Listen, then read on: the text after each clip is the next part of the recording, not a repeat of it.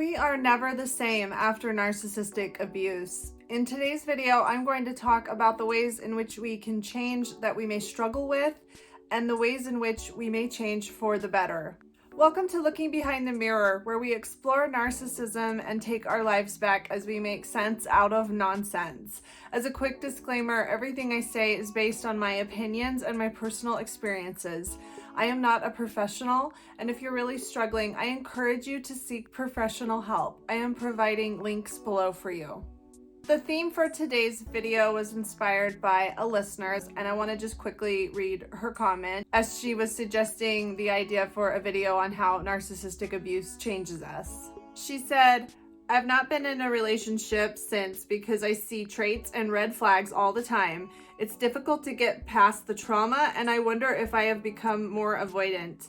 It's also evident that I'm not as light, playful, and innocent, especially when going on dates again. I miss that feeling." I'm sure a lot of us can relate to her concerns and the way that she feels after surviving narcissistic abuse. And I just want to dissect a little bit of what she said and go over the pieces of these things that we have to heal from after narcissistic abuse. And then afterwards, I would also like to go over the ways that we can change for the better and the ways that after we've healed from this type of abuse, we can actually live happier, more productive lives. This listener first mentions that she tends to see red flags or traits everywhere.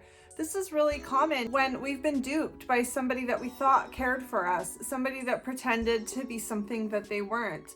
I think it can really scar us and leave us a little paranoid for future relationships. It's really hard to look back on a narcissistic relationship and precisely define the red flags that should have tipped us off that something was wrong. It's hard to move forward without some sense of certainty that this time this will be different, that we're not going to fall for the same thing again. I think it's really easy to view pathological narcissists as wolves in sheep's clothing, which they are, but we have this need to somehow pick them out, to find the red flags, to somehow know for certain before we get too involved with them, is this another narcissist or is it not? And how can we know? For me, part of healing is accepting the idea that there really is no way to know for sure.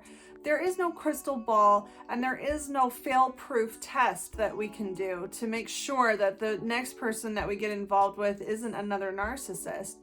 But that being said, I think if we're honest with ourselves and we look back at the way that the relationship progressed, I know, at least for me, I stayed in the relationship far beyond any red flags. I stayed far past the point where it became obvious that I wasn't being treated well, where it became obvious that my feelings didn't matter and that I was giving a lot more than I was getting in the relationship. So I think that part of healing is to accept that there is no way to know for sure when we first meet somebody whether or not this person is good for us, but also learning at what point to let go of a relationship. At what point can we accept that this relationship isn't good for us? And it's important for us to learn that it's not our job to make a bad relationship into a good one. And it's not our job to put up with bad behavior or ill treatment. The truth is, if we continue looking for love and we continue looking for good relationships, we may run into more toxic people. We may run into more narcissists. But when those initial red flags turn into real problems, are we going to have the self-confidence, the self-assurance, and the self-love that it takes to walk away from relationships that don't serve us? And have we learned enough from our past relationships to be able to recognize behavior that is unacceptable to us now? Things that we used to put up with, make excuses for, rationalize, ignore. Are we in a frame of mind now to identify those things and no longer tolerate them? As nice as it would be to be able to predict the future of any relationship, if we want love and we want connection in our lives, we have to take risks. Relationships are always a risk. And that goes for anyone, not just people that have been victims of abuse. Relationships are always a risk. And I think that it would be really sad for us, once we've been through the worst that there is to experience, to no longer be willing to take the risk that it takes to find real love and connection. The next thing that my listener commented on was the way that she felt that she had changed, that she was no longer light, playful, and innocent. There's no easy answer for this, and of course, when we've been through traumatizing, abusive relationships, it's going to change us. I don't think it's reasonable for us to expect ourselves to come out of this type of experience unscathed and unchanged. And of course, as I always recommend, if this is really troubling you, I would deeply encourage you to seek professional help. You may be experiencing depression, anxiety, or PTSD. And in addition to that, I want to encourage you to be patient with yourself. Be gentle with yourself, and don't expect yourself to just bounce back and be the person you were before. I might compare it to the attitude you may have driving a car. If you've always driven a car and you felt lighthearted and cavalier and maybe a little careless about it, and then you experience a serious car accident, I think it's reasonable to expect that your attitude's going to change, that you may not be quite as cavalier behind the wheel, that you may take driving a lot more seriously, and that your whole demeanor might change because of what you've learned and what you've experienced. And while I understand that trauma can affect the way that we can enjoy life and that depression can get in the way of the things that we used to enjoy, I do still believe that the core of who we really are is unchanged. Even though we may learn and grow and change our attitudes and maybe even change the way we behave in certain situations, I think that if we're somebody that has a soft heart, somebody with empathy and love, I truly believe that those are things that we can get in touch with again. I have hope that those are things that are not necessarily gone forever, that those are things that we can find again with a little bit of work and faith.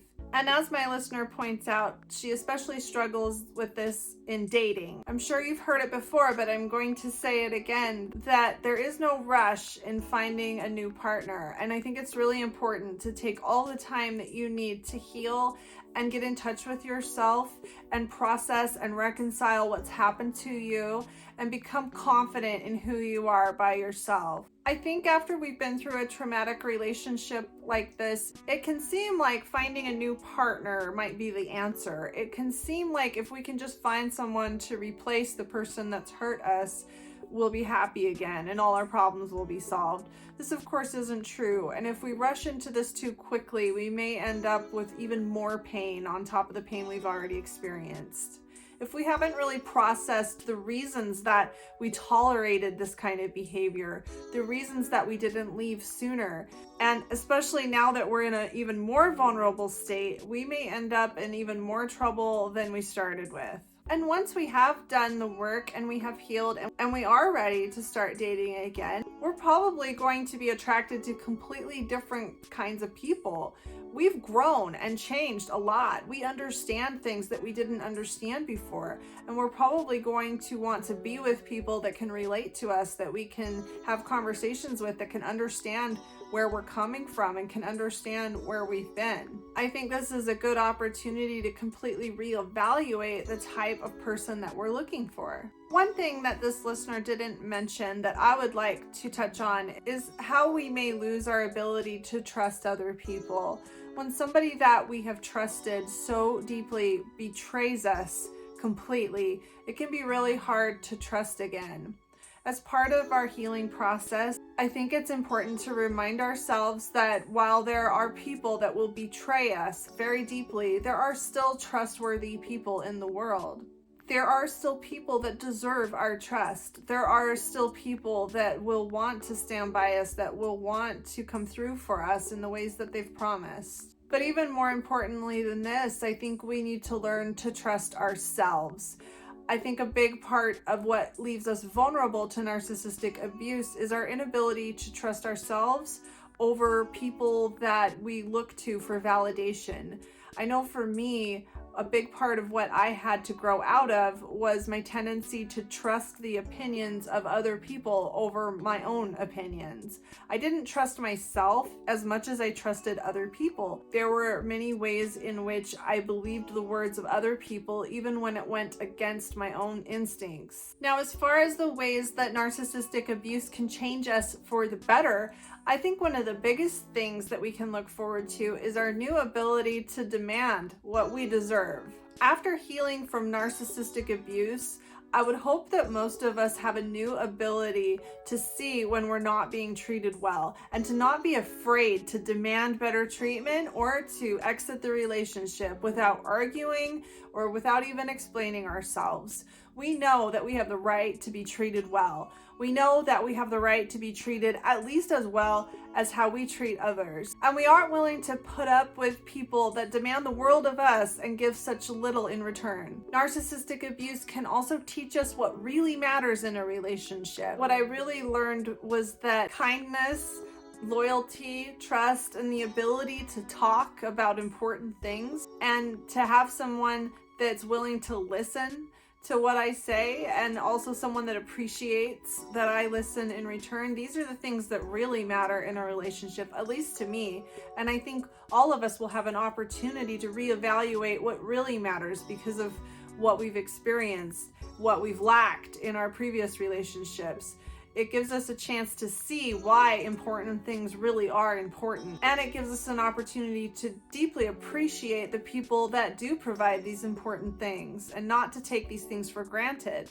Narcissistic relationships can teach us to love ourselves, and they can teach us what this actually means.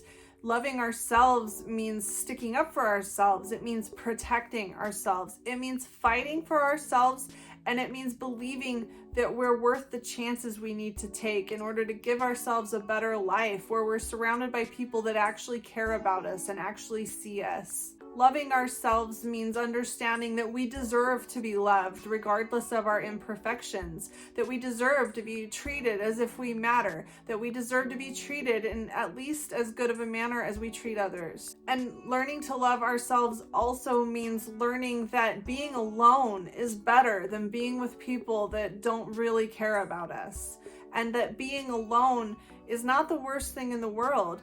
Learning to love ourselves can teach us how to live alone for as long as we need to before we find people that are healthy for us. Narcissistic abuse can also teach us empathy for others. Many of us have experienced deep, deep pain that we never thought we would experience before. And when we go through that kind of emotional pain, I think it really opens us up to be able to understand other people, to understand why people do things they do, and to give us the capacity to hold other people in their pain after we've healed, and to show other people that they're not alone in their emotional pain. We can be that for other people after we've experienced what we have. Narcissistic abuse can also show us how strong we are. It can show us what we're made of. It can show us what we are able to survive. After we've gone through such difficult times in our life, it can make other things seem a little easier. Once we've shown ourselves what we're able to overcome, we can approach struggles that we may encounter in the future with confidence, knowing that we're going to come out the other side. We're going to be okay. We're going to survive. Narcissistic abuse can really open us up to love and connection by showing us what love and connection is not.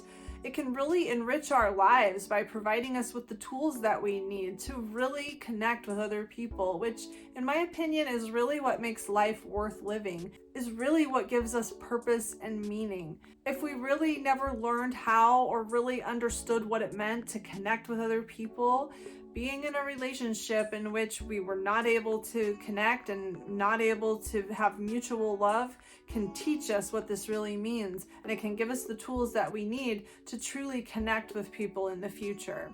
And last but not least, after narcissistic abuse and after all of the work that we do to heal ourselves, we can look back to people that are just starting their journey, people that are still lost in pain and despair, and we can be an example to them to show them that healing is possible and that the pain does not last forever, and that if you keep fighting for yourself, you will be glad that you did. If you stay strong and you stay away from toxic influences, all of your efforts will pay off someday. You may not ever go back to the same person you were before, but the sun will come out and you will be glad that you hung in there. You will be glad that you never gave up on yourself. And after you heal, you can be an example to others to show them what is possible. I hope this helps. If you like this video, give it a thumbs up and comment below any ideas you have for me for future videos. And don't forget to subscribe to my channel if you like this video